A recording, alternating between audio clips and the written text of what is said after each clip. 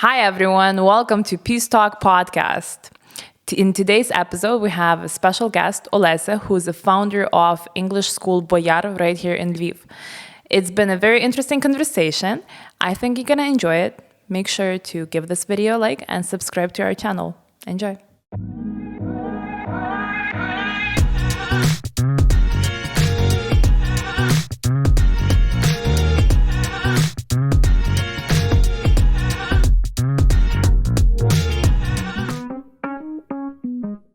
Hi, everyone. Welcome to the new episode of Peace Talk Podcast. I'm your host, Anastasia Sil, and today we have a very special guest. Her name is Olesya, and she is a founder of an English school right here in Ukraine. Can you tell us a little bit about the school? Hi, Nastya. What exactly would you like to know? Well, do you work with adults only, or do you also provide classes for children? Yes, actually, our aim is just to help Ukrainians speak English, so we work with everybody, starting from the age of 3. Mm-hmm. Where can our audience see more information about your school? Our social networks, our website, or just come straight to our offices. Our managers will tell you all about it. You can try a demo class, try it for yourself. Mm-hmm. And what's the name of the school? It's БОЯР. БОЯР school. What does that name mean? That's not English, is it? No, it started as just 4 letters, 2 initials of me and my first partner. Oh, okay. But then, when that partner was no longer in the picture, we tried to explain it as бояр розумний, deciphered it this way. Mm-hmm. Yeah, but this name already got its own history in the website, so difficult to change. And I agree that it's quite an unusual name for English school, but that's how everybody knows us. Well, it's pretty simple, it's a short name. Yeah, БОЯР school. So if you're interested in bringing your English skills up a few levels, make sure you look into the classes by БОЯР school. So what kind of lessons do you offer in your school? So they are different according to category. So for preschoolers, we even have an English-speaking kindergarten because, kids learn the way just from language-speaking environment. They don't learn it as a second language. So we try to create this environment for them. So these are just typical classes, but with us, they are 3 times a week because it's constant repetition. They can't just write down the word in translation or do exercises. They perceive everything orally, so we make sure they come to classes regularly. And we have this wonderful program. It's called Genki English by Richard Graham. He's a British, and he came up with this program while he was teaching in China and Japan. So it's a well-known program, and it's very live, very active. So kids don't just sit at the desk; they jump and dance around. They shout out English phrases, and one of many benefits of it is that it just doesn't just teach kids separate words, but it teaches them to speak in phrases, in sentences. That's a cool Because it's a common problem of not just kids, but adults who just learn lists of words, but then it's difficult for them to make out a conversation from it. And then for school kids, we have classes 2 times a week. It's more traditional. It's actually sitting at the desk and studying according to some Oxford textbooks, just improving your level in all the skills, in writing, in reading, and listening, speaking, kind of traditional approach, what everybody's used to. And we also teach adults, we teach them live in our classes, we teach them online, we offer some corporate classes, so our teachers can come to any office and help any company to speak English as well. That's interesting. And what about your personal experience? How did you come into becoming a school founder? Do you have experience as an English teacher? Yeah, I love teaching in general. I tell everybody how I used to teach my younger sister since we were little. She had really hard times with teacher older sister. Then I started teaching my neighbors and everybody in our district. I would gather all the kids in our yard and draw workbooks on the pavement with chalk and makes them all study. And so, I started tutoring when I was in 9th form. And my first paid class cost $1. So that was 8 hryvnias back then. And then I was an exchange student in the US for a year, and then I entered foreign languages faculty, so I do have a degree in teaching and translation. And from this tutoring, I rented my first office, and eventually, already in 17 years, it grew into a network of, at the moment, 4 offices in Lviv. Yeah, wow. That's very impressive. I don't know, I like to call it just natural growth because, you know, some businesses, they just start and maybe in 5 years they already have hundreds of different affiliates and offices all around the world. That was never my intention. It was just natural growth with time. We added one more office. And it's not only we grew in quantity, but we grow in quality, like in terms of our services. So we not just offer language courses. We have these English-speaking kindergartens where we try to speak English with kids all day, like having lunch, going outside, just to create this environment for them. We have English-speaking clubs that's actually doing, not just studying language, but doing something practical using the language. And we organize English-speaking trips. That's taking English out of classroom, because that's another problem many people face, that you learn English with your teacher, with the textbook, but then you are outside, a foreigner comes up to you and you lose all the words. And we do organize English-speaking camps for 10 days with native speakers, again, for kids to overcome this language barrier and be fluent using the skills they have. I see. And you're based in Lviv? Yeah. Have you considered like expanding to other regions? We have, but for the moment we are in Lviv. Yeah, maybe in the long term we would like to prepare a franchisee and offer or expand our horizons, but not now. And how many native speakers do you work with? Well, every year we find new ones. We have some that come every year, but what happens every season. To them in a year time? Do they wear out? It's just something someone usually does just for like one-time experience. One summer they could be based in Poland or Ukraine, and they have free time in summer to come and do 10 or 20 days of camp. Next year they already involved in some other kind of job, or go to some other countries. So it's such a cool experience every time, meeting new native speakers and shaping a team. That's fun. So you've been running this business for how long now? Because you mentioned 17 years. Okay, yeah, 17 if to years. count that I started being 17, then yes. Okay. What has your approach changed to how you see teaching English? Effective way to teach English to Ukrainians. Has that changed with I wouldn't time? say that it changed a lot. We just try to be as practical as we can, and also try to follow all the new innovations in English language teaching. I often go to different conferences, like even this Friday I am going to visit BAT. This is teaching innovations in the world. That's shows that happens in London every year. That will be my first time.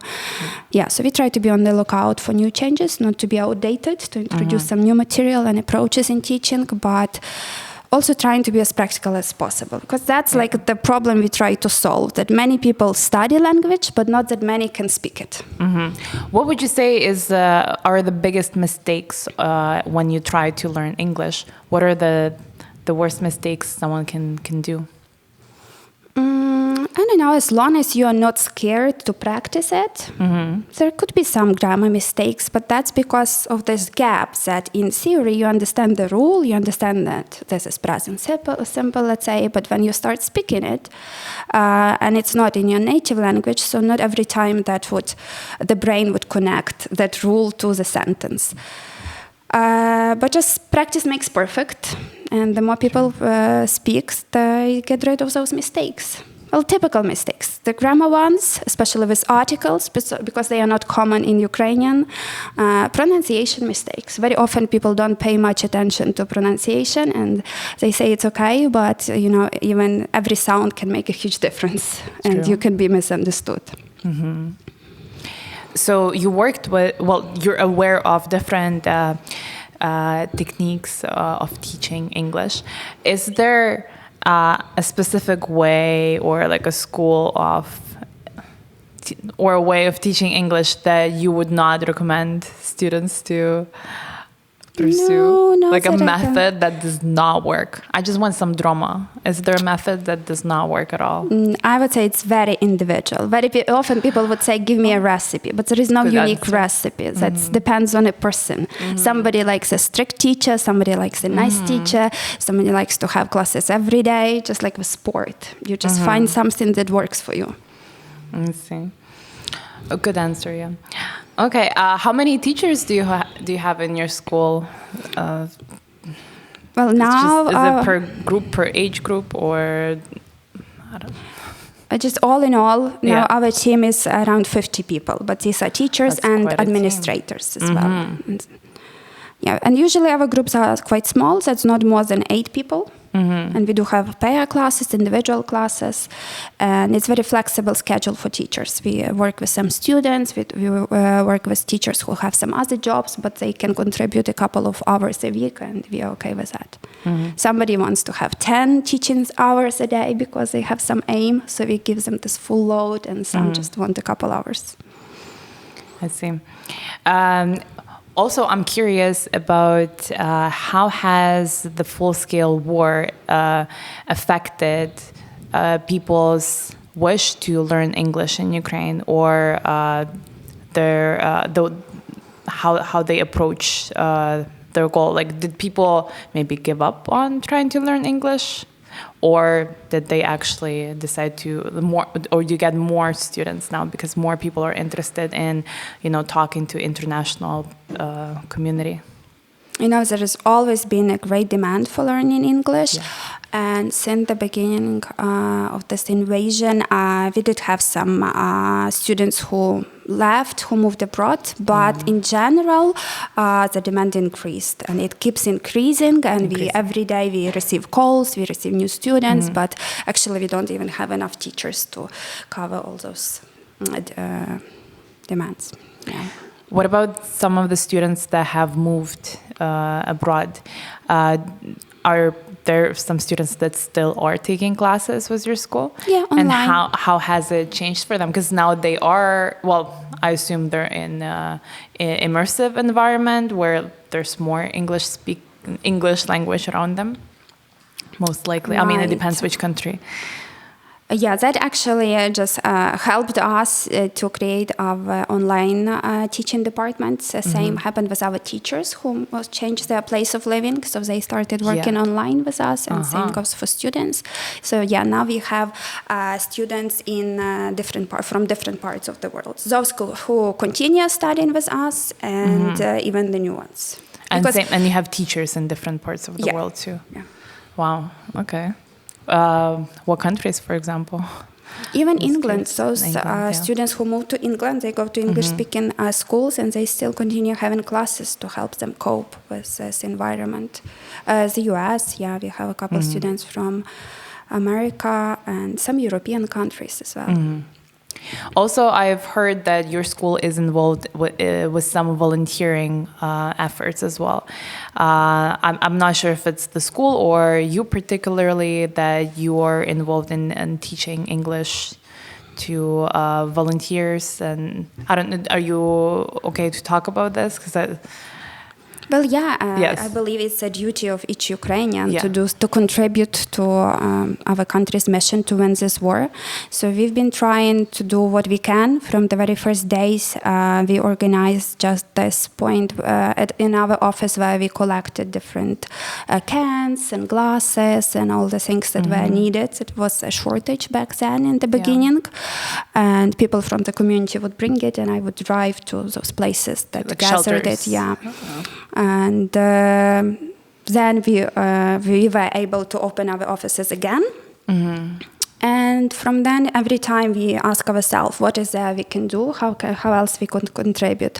So these are just small actions. Like we had a English day camp for art, and students made pictures, and we made an auction. So gathered a small sum of money from selling those pictures. Another thing we did, actually something weird, during our party to celebrate the 17th year anniversary, we did a lottery. So we gave 17 prizes for all of our students and team members to buy a ticket and to collect money to buy a car for our army. And right now, we actually found out that information about a course about happiness, which is available on Coursera. It's from Yale University, and it's an English-speaking course. So we decided that not every Ukrainian can do this course because English is not high enough. So we decided to create this kind of marathon to give them some vocabulary, to give them some tips to help improve English and do this course. So it's also on voluntary basis for any sum of money. People can send this money to our army and take part in this marathon and become more happy and smarter in terms of English. Have you done this course? I'm going through it right now. I'm on week 2. Yeah, does it make you more happy? Still don't know. It just in the beginning, I measured my level of happiness. Oh, what was your level of happiness? Oh, if you don't mind sharing. 7.4. Out of what? 10. Well, that sounds pretty happy. Yeah, I always try to stay optimistic. That's good. You know, it has questions from different spheres of life. Like, do you have friends? Are you involved in work? Are you healthy? So all those things actually probably make you happy. But I'm supposed to get happier when I finish the course. Interesting. Have you tried it? No. I've been sick. I haven't been seeing friends, and I don't work. I feel like I'm gonna fail the course. It's actually, I'm gonna fail the course of happiness. That's actually one of the most popular courses in the world. Yeah. Like a couple million people have already registered and doing Interesting. it. Maybe so I'll check it everybody wants out. to be happy. Yeah, well, I haven't been feeling very happy recently, but now was the spring, it got warmer, and all of a sudden I feel so much energy and I do feel happier. So, but if I feel down, I'm definitely, or just for general knowledge, I guess I should look into this course. Any other courses that you would recommend? Not that I can think of from the top of my head, but actually, that's the thing about English. It gives you possibility, lots of opportunities, so you can actually go online and take lots of courses on Coursera, on any resources. You can listen to TED Talks. Watch podcasts, Peace Talk podcast. Right. Watch movies in original and so on. I see. And what was the way that you learned English? So you had ambition to teach English from very young, as you mentioned. I just loved teaching, being teaching. A bit bossy, but to younger kids. Do you still love teaching as much? I do. I always have a couple of hours teaching every week. So it's usually just have 1 or 2 students because I'm more into all this business and administration stuff now, but I love teaching. Yeah. Want to stay in shape. So I just went to school that was specialized in English school. Yeah.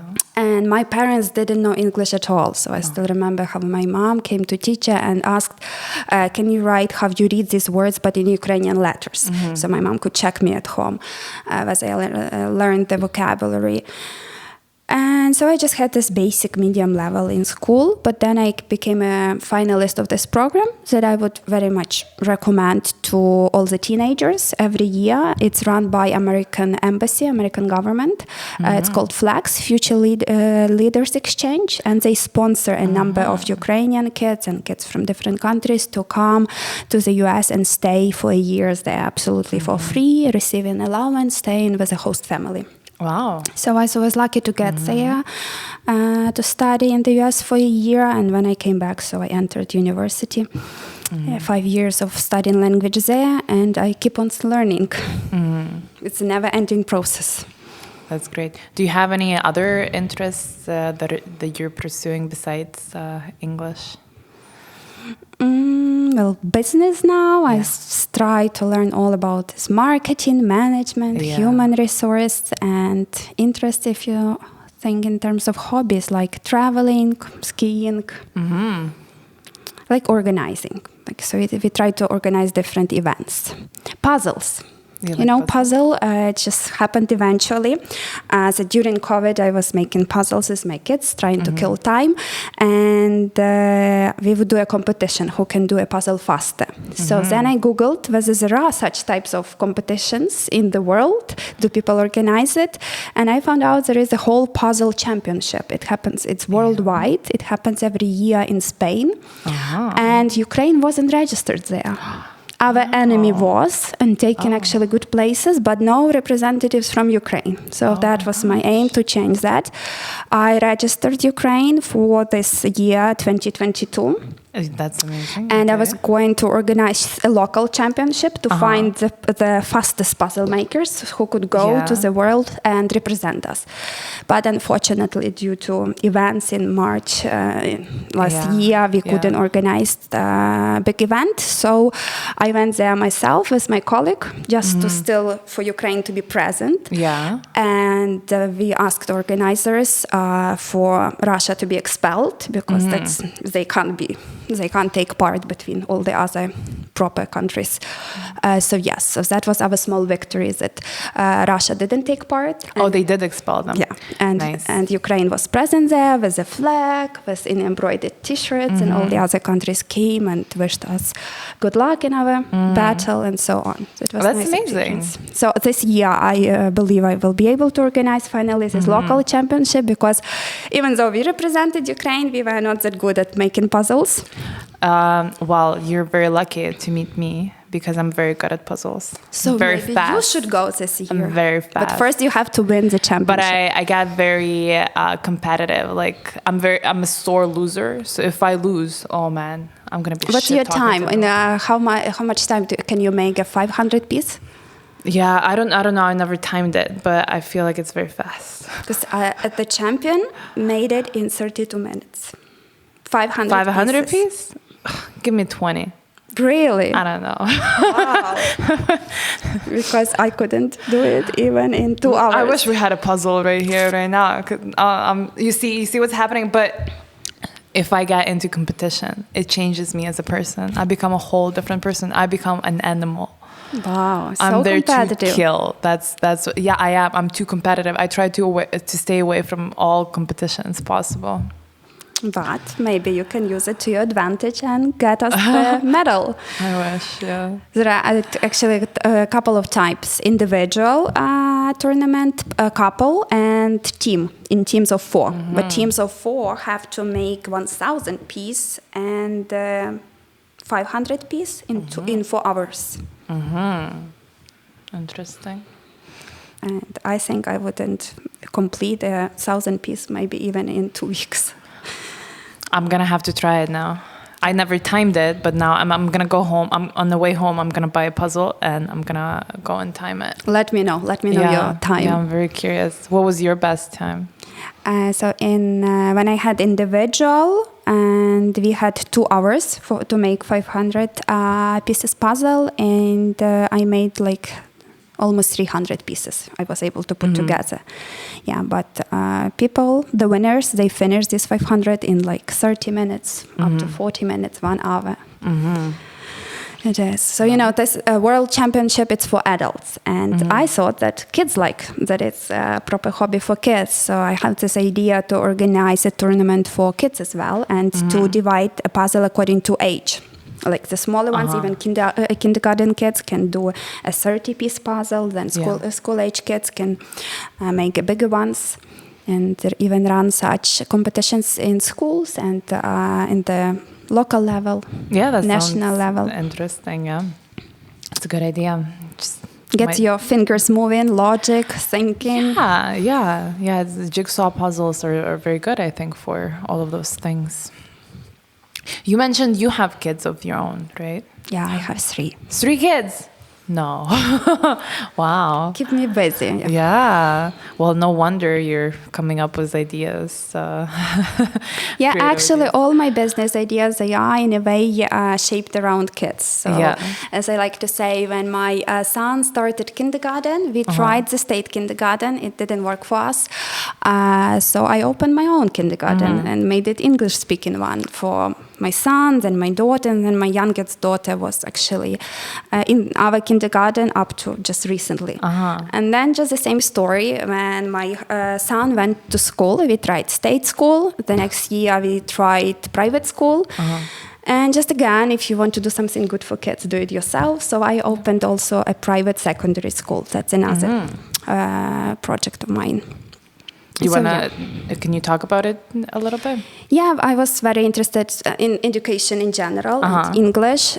So when my son especially started school, I learned all about it, about these approaches, how we were taught and how some of us hated school, or some of us studied a lot, but then just for exams. But in adult life, couldn't remember much. Like I'm ashamed of my knowledge of physics or even history. Well, I had to learn Ukrainian history now being adult because couldn't remember much from school.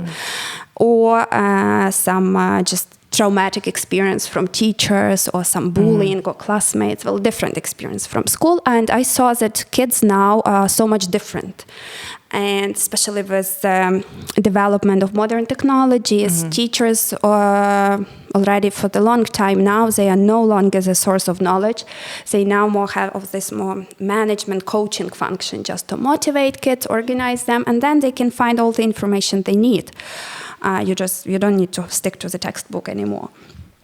And I saw this big gap between the development in society and technology and teaching, which stays pretty much the same with its drawbacks, traditional teaching, and wanted to do something different. Then these speeches by Ken Robinson inspired me a lot. His book, How Education Kills Creativity. I got really disappointed. I think it was a TED Talk. Yeah, it's a very popular one. Like he says that schools were developed during this industrial revolution when parents had to go work in the factories, and they came up with something to keep kids busy for 10 years. That's also a very popular trend of homeschooling kids. I researched a little bit into that. So yeah, I was interested in the topic, and then finally I found the right partners who had found the building and invited me to join the teams to introduce our kind of new approaches to teaching. So now my son studies in 7th grade in our school, likes it a lot, and my daughter just switched from kindergarten. She said, I want to go with all the ones to school. I'm old enough. So yeah, being 5. But 5 and a half. But every time when I took the older ones to school, because school starts faster than kindergarten, and had to take her to kindergarten, she said, no, I want to go with older ones. So she's trying. In North America, kids go to JK and SK, and it's usually in the same school as elementary school kids. So I have 2 sisters who live in Canada, and that's how it was done. So kids going to school at like 4 years old is not that strange there, because it's like kindergarten, but it's part of the school program. It's like preschool. Right. Well, our kindergarten is also, we like to call it preschool, because we say that we don't just preserve children while parents are working, we help them develop. So we have this healthy balance of studying and playing. Each day we have around 3 classes. They are not typical classes. They are still. And we're talking about English school or the full day school? Kindergarten. The kindergarten. Yeah, the kids are and we take kids from the age of 3 for them to be pretty self-independent, because it's not just we don't have nursery, and we work with them. Well, we have some different Lego classes, English classes, keep them busy learning things. We experimented for a while, and now we took this American program. So we say that this little preschool of ours is international, because we try to do Ukrainian and American program with kids. They're pretty much the same, but just go hand in hand. 3 days a week in English, according to those texts, little worksheets, and 2 days a week in Ukrainian, because they will still go to Ukrainian schools. That's for kindergarten. But yeah, we had this little experience recently when the war started. We did go to Great Britain for a while to stay with our relatives. Actually, we were going to visit them in summer, but that sped up the process, and we went and stayed for a couple of months, and my kids went to British school. Yeah. Also, my younger one was still 4 last year, so she went, that's why she didn't want to go back to kindergarten, and she was ready to start school here. Yeah, they got to wear all these uniforms and went through this traditional British education. Was quite a useful experience. Yeah, how did they like it? In general, they liked it, but it just depends on a kid. My older son, he just wanted, every time he kept saying, let's go back home. Of course. Even though he managed to make some friends, but he missed just his school and his friends a lot. My middle daughter, she's very sociable, so she made friends very quickly. And when we were leaving, she was already sorry to leave her new friends.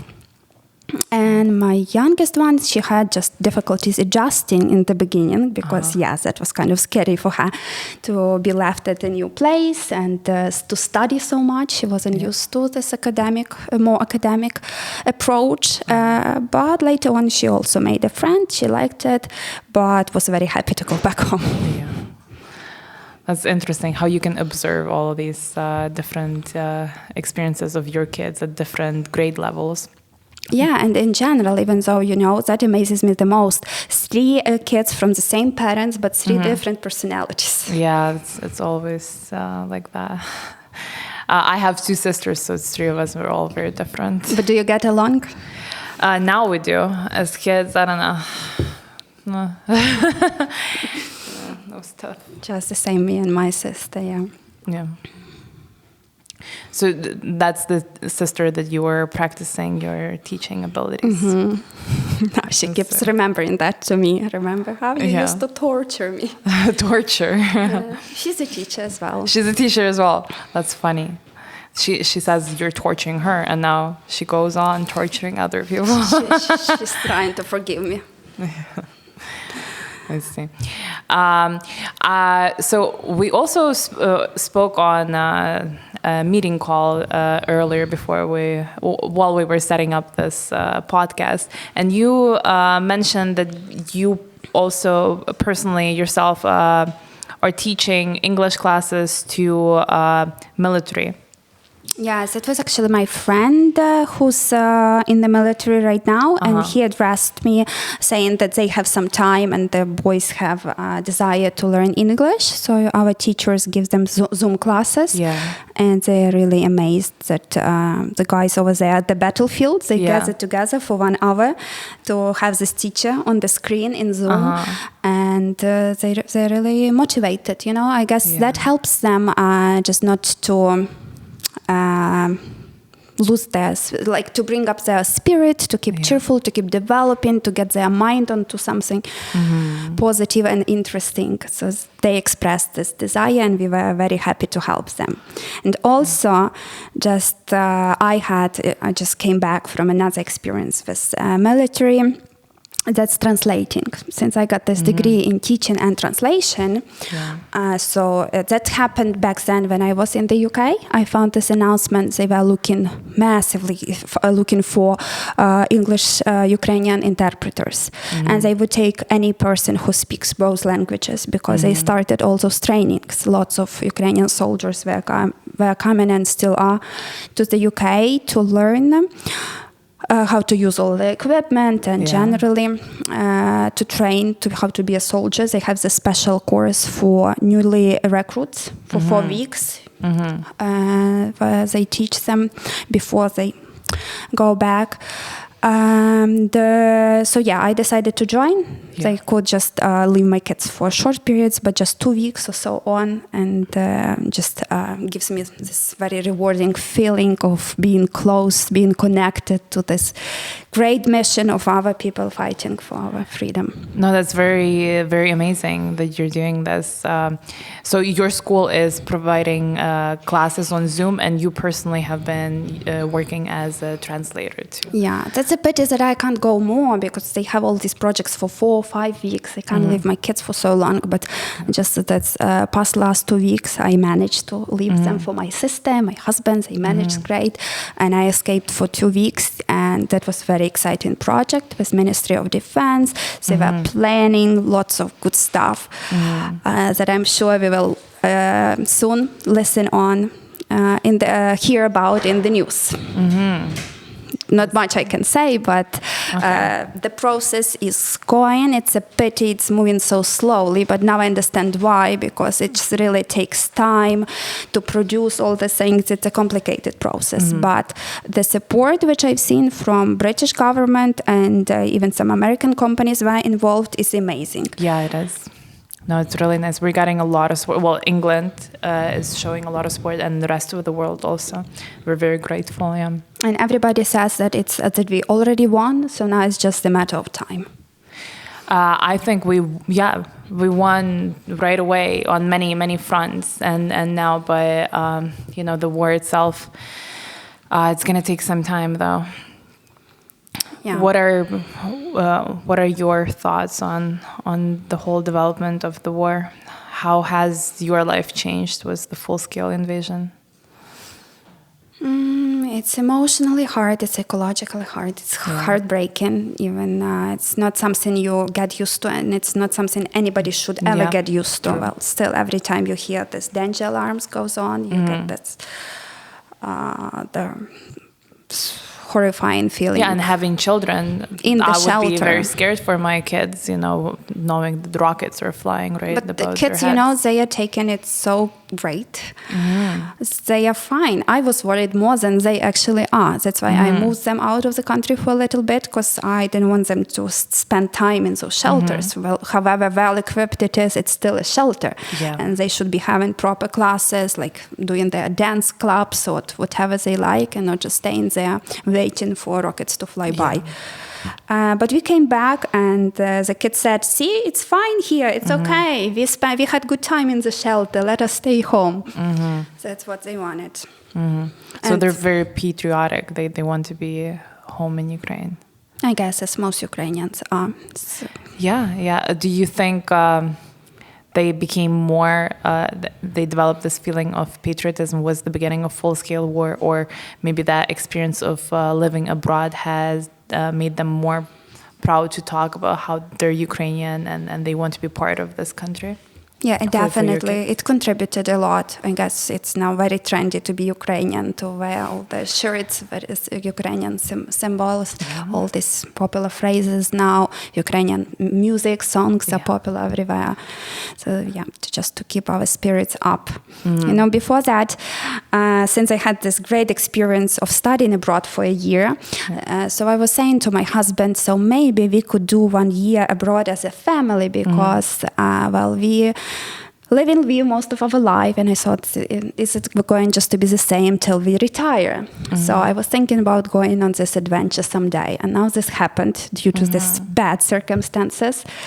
And so it's like they say, be careful what you wish for. And many people ask me questions, how come you didn't like staying in London? Actually, we stayed in the very London, in city of all the English teachers' dreams, walking by Big Ben time from time. But and it was okay, yes. I am very thankful to all the support of British people. It felt nice being there, but as I say, there is no place as home. Yeah, definitely. Yeah. So we had this experience. Kids got a different picture, got to meet some new friends, and our family supported us. We're staying there a lot. We are thankful, but yes, still, home is home. So what are your hopes for the future regarding the war, or even your personal goals? Maybe we can talk about that too. Just waiting, but we shouldn't be waiting. Just trying what we can, just to help the victory happen as soon as possible. Yeah, that's the best we all can do. Yes, that's just contribute to the victory. and it's coming, somehow. It's just Of course, it's coming. It's coming. It's just the matter of how soon. I don't think we'll ever know. Just recently, actually this Sunday, I met one of our teachers. We don't have very many male teachers. We usually have a few. And since the war started, he went and joined the army. So he's out there in the front lines defending us. And he's here back in Lviv just shortly. So I got to speak with him, and it was just very sad to put it mildly. It's just all the things he said, and my question was, well, what can we do? How can we help? But he said, just people. They've got everything. Some things they bought themselves, a lot of things they were provided. They have Starlinks, equipment, but they just lack people. And this conversation, couldn't sleep well at night, still thinking about all the words he said.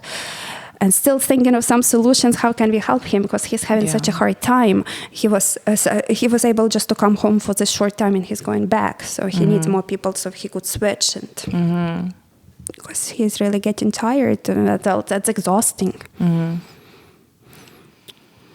But to finish on some positive note, sorry for bringing this up. But these are our realities. Everyone has someone that they know who's in the army, and we're all worried about people everyone. We're also, the war really united us Ukrainians. Definitely. And we're just feel for each other. What he once said, our teacher, since I was trying also didn't even know what to say after everything he described and how many people they lost, and just really staying out there in the cold, it's tough. And so he said, but we do have Starlink, so I'm online all the time. I said, so cool, we don't have enough teachers, so maybe you can take some classes while you're there. And he said, believe it or not, but he was teaching an 8-year-old girl who stayed there at the front line. Her mom would bring her over to him in the barracks, actually down there on the ground, and he gave her a couple of classes, but then they had to leave.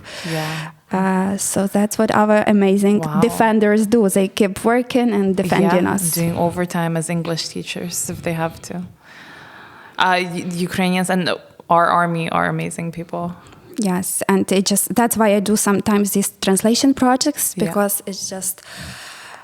it's really amazing to meet those guys. Every time, just this time, these 2 weeks, I was so amazed of how smart they are, how polite they are, and just truly wonderful.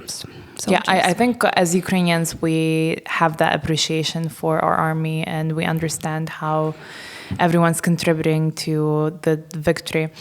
And I think learning English is an important thing for a lot of people who have the time to do that, because we need to tell the world about these experiences. Right, and especially with the victory coming, we'll have so many foreigners coming over to congratulate us, to invest in Ukraine, to help us rebuild it. So we should know it as our state second language, at least. Being ready for all this, welcome all people who supported us after the victory. And even now, there is so much foreign support going on right now. There's a lot of foreigners coming in now. I've noticed, so we usually host English open mics at the comedy club. And we had some just before the full-scale invasion. And we had a lot of people show up, a lot of foreigners in the city. But then was the full-scale invasion, there was almost no one left. Just few people who decided to stay. And then in a few months, there's a lot of volunteers coming in, a lot of journalists, but they were not involved in social life here. They were coming in for a job. They would do it and they would leave. And only now there's more foreigners coming in. A lot of them are volunteers who went to the East or journalists that did their job in the East. And then they decided to stay in Ukraine because they really loved it here. And there's a growing community of expats right here in Lviv, which I think is amazing. Even during the war, there's a growing community of expats Right. You know, when we did camp last summer, the war just started in February, and we, as we usually do summer camps in Carpathians, so we decided that in Carpathians it's pretty safe. They've got a shelter in the hotel, so we still didn't want to give up on this idea and tried to do not for so many kids, but at least for some who stay in Ukraine. And I was worried that we wouldn't be able to find native speakers who are brave enough to come, but we easily found them. They were very happy to take part in the camp even during the war. Interesting. So who are these native speakers? What countries are they usually from? Well, different. Mostly the United States. And some of them still, since summer, they still stay in Lviv, so they will probably come to camp again this summer. And sometimes we have a couple of British native speakers, but also sometimes from some African countries, native speakers take part. So, well, actually any country, any English-speaking country, because for even to have different accents for kids to get this idea, because English is so different. And you've traveled to quite a few countries. Yeah, for the first 10 years of marriage, that's what we did. We tried to go to different countries as much as possible. Nice. I was wondering which English-speaking country you like the most? Well, from English-speaking countries, I mostly been to Great Britain, England and Scotland, and the US. Well, Hong Kong is not that English-speaking. But somehow I like the US. And, you know, after traveling this fair amount of times, I take it easy. But whenever my friends go to the US, I feel jealous. That's the only country. They can go to Bahamas, to different islands. But they say, I'm going to the US. I'm like, I would like to go too. Yeah, but it's such a long journey going there and back. And was all the restrictions traveling? It's just so hard to go across the border, and then you have to get the flights. And I think I travel less these days because of that, because it's just too much. It is, but I guess I can already say I got used to this. People, such creatures that they got accustomed to all the things fast.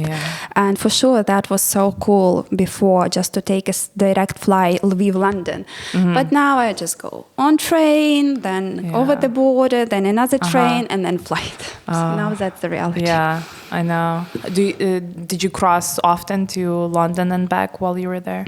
While your family was staying there? We tried to come for holidays to see the family, and that's actually what happened. We came back in December thinking that we'll just come for Christmas to meet the family and friends, but we liked it so much we didn't go back. I think we couldn't go back. It feels safer somehow now in Lviv. I remember, it was the beginning of full-scale war. It was very scary. We did not know what was happening. Personally, myself, I didn't know what was happening, and I got really scared. And there was a lot of pressure from my family and friends who were saying, get out of there. You don't know what's going to happen. And I was so close to give in. I was almost... And you never actually left? I didn't leave in the beginning. I've traveled abroad to perform. Even since the beginning of full-scale invasion, I've been to London, I've been to Dublin and Toronto, Canada. But I hate travel. It's just, and then now that it's so difficult to do. It takes a whole day at least. Yeah. Are you aware of comedy bars and comedy places in London? How long have you been staying in London for? So that was always a summer, probably 5 months. 5 months. And I assume you haven't been to a comedy show. Probably last thing on your mind to go to a stand-up comedy show. Yeah, we would often go to this... riot in front of embassies, so just to go, parades to support Ukraine. I joined one run for Ukraine. Oh, okay. Almost killed me, 5 kilometers. Yeah, wow. But with Ukrainian flags all over the city center, just to raise awareness. And And there was one occasion I wanted to check out for myself a British sense of humor, but couldn't find a good bar, and then also a babysitting problem. If I did go out, but I didn't have much time to watch the comedy. It's true. Or it happens quite late at night or so. Well, if you're back to London and you need recommendations on some comedy bars and places, well, now I will have to. Yeah, that will be cool to check it out.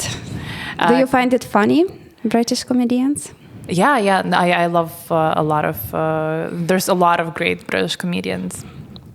I mean, there's just so many. I myself was performing in one of the stand-up locations.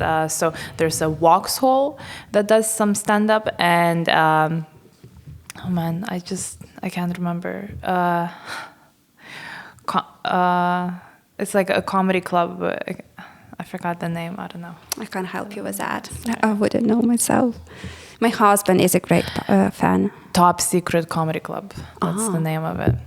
And it's a very popular one. Aziz Ansari was performing there. Even Dave Chappelle showed up one night. So it's a pretty popular place, even for like American comedians. Cool.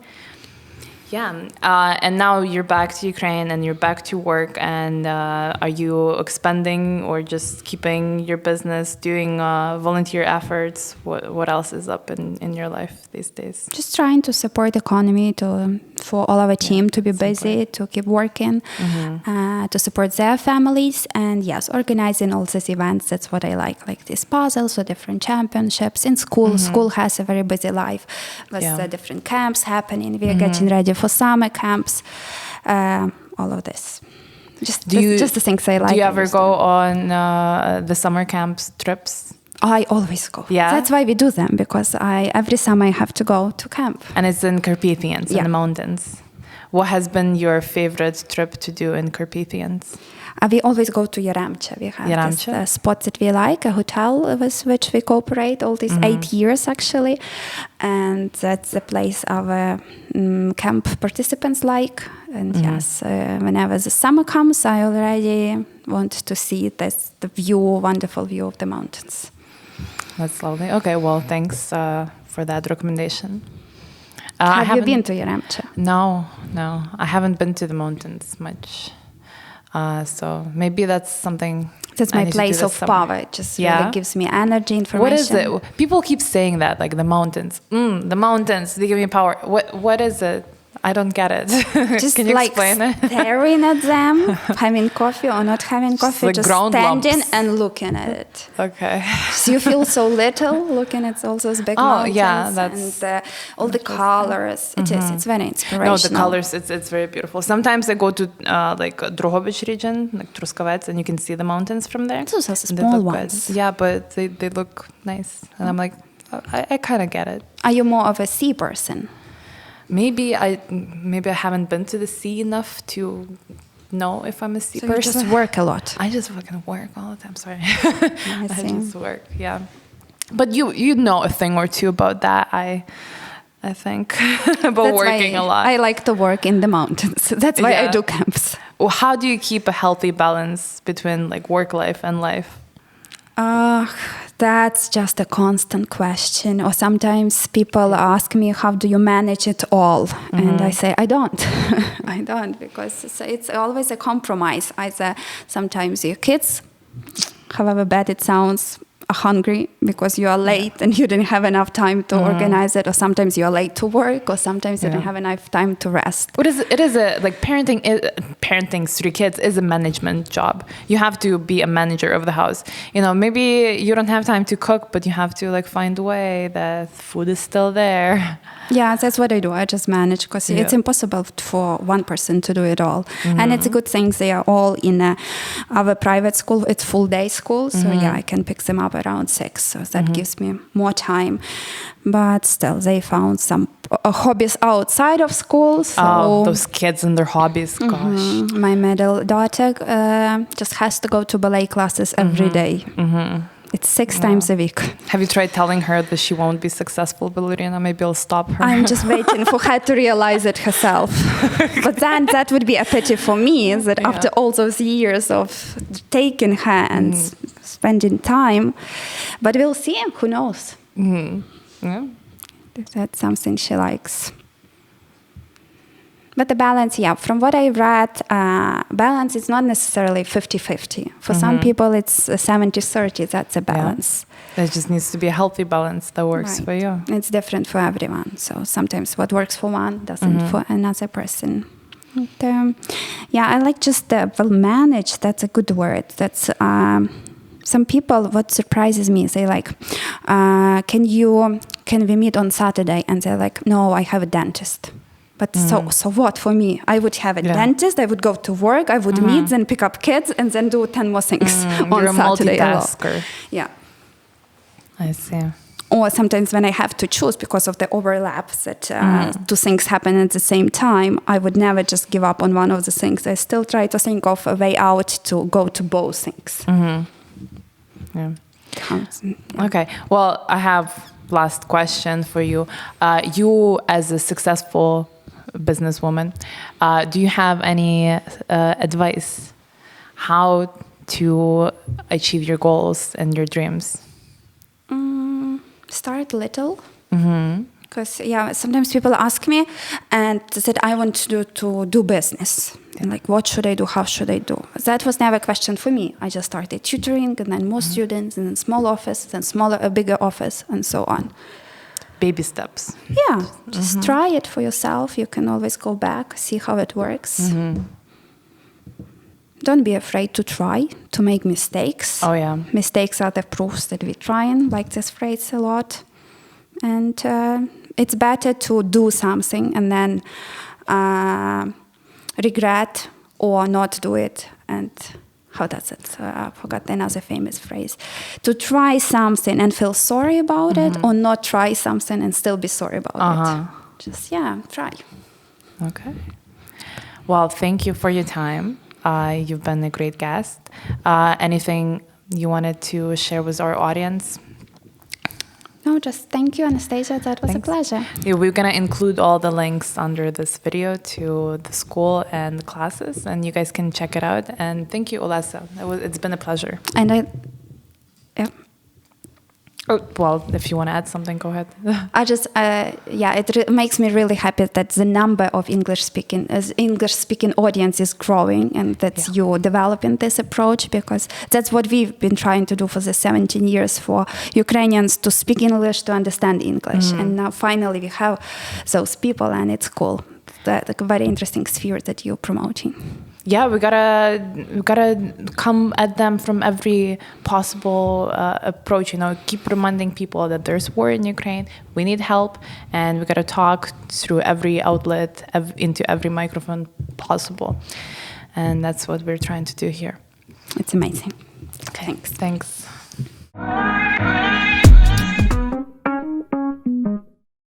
Hey guys, thanks for watching. I hope you enjoyed this episode of Peace Talk podcast.